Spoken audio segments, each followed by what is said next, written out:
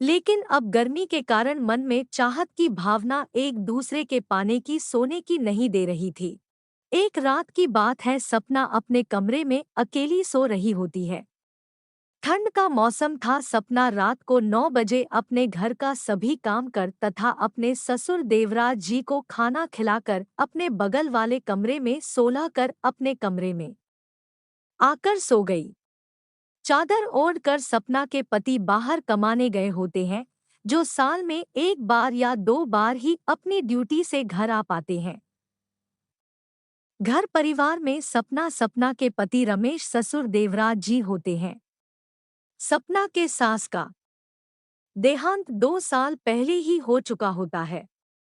जैसे जैसे रात गहरी होती जा रही होती है, वैसे वैसे और बढ़ती जा रही थी।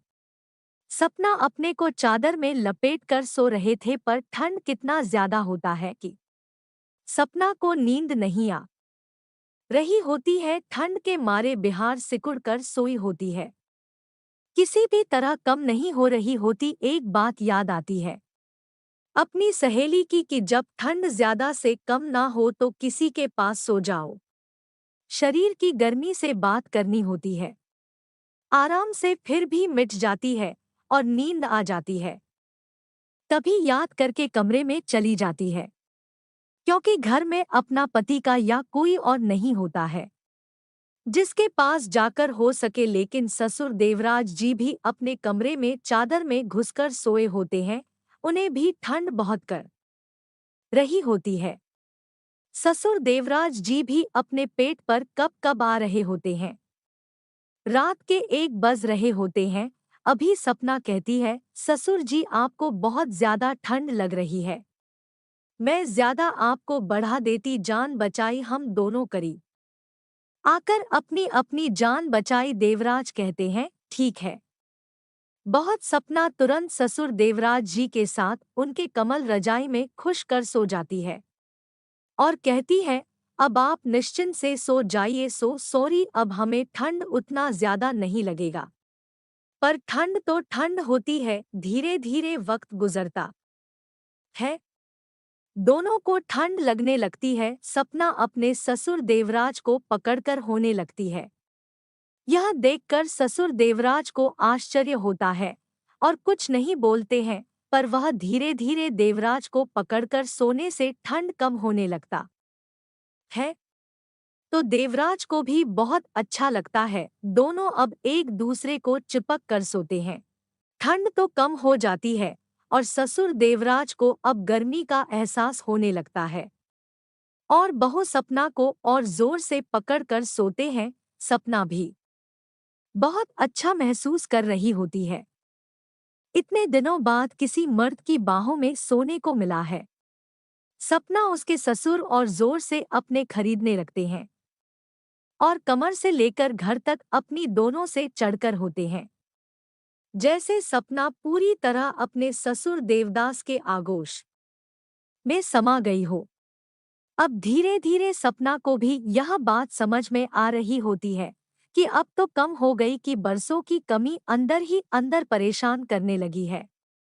सपना के साथ में सोने से ससुर देवराज की जिसमें ठंड भाग चुका होता है। अब देवराज जी के शरीर में कितनी गर्मी हो गई है कि क्या वह अपने कंट्रोल से बाहर हो रहे होते हैं और यह गर्मी उनके माथे में चढ़ने लगती है।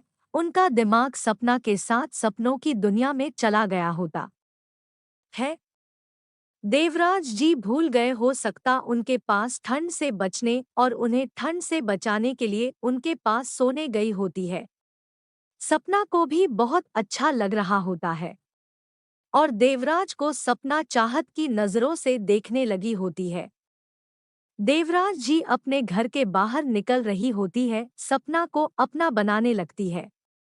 सपना के साथ उनके हाथों का स्पर्श और सोने के अंदाज से अपना भी समझ गई होती है अपने प्रति अपने ससुर देवराज जी की बढ़ती और उम्र भी चाहत का एहसास। पर सपना यह सब होने अपने साथ अच्छा महसूस कर रही होती है। धीरे धीरे रात गुजरती है। रात के बज गए, रात की 3 बज गए होते हैं। अब तक सपना और उनके ससुर देवराज जी का नींद नहीं आई होती है। पहले ठंड के कारण नींद नहीं आ रही होती थी, लेकिन अब गर्मी के कारण मन में चाहत की भावना एक दूसरे के पाने की सोने की नहीं दे रही थी। अब आलम यह होता है कि दोनों एक दूसरे को अच्छा महसूस कर रहे होते हैं, अपना अपने ससुर को मना नहीं कर पा रही होती। ससुर देवराज को लगता है कि बहू को भी अच्छा लग रहा है, यह भी खुश नहीं कह रही ना रोक पा रही थी, यही अच्छा मौका है हमें एक हो जाने का। और ससुर देवराज सपना को अपना बनाने में लग जाते हैं। ससुर देवराज को रोट अपने वर्षों से तभी सारी इच्छाएं सपना के साथ पूरी करने लगते हैं। सपना को भी अपने पति से दूर रहे लगभग 1 साल होने को होता है। ससुर जी के साथ सपना के साथ आनंदित होने लगते हैं। सपना अपने को पूरी तरह अपने ससुर देवराज जी को समर्पित कर देती है और देवराज भी भर के सपना भाव के साथ आनंद विभोर होते हैं।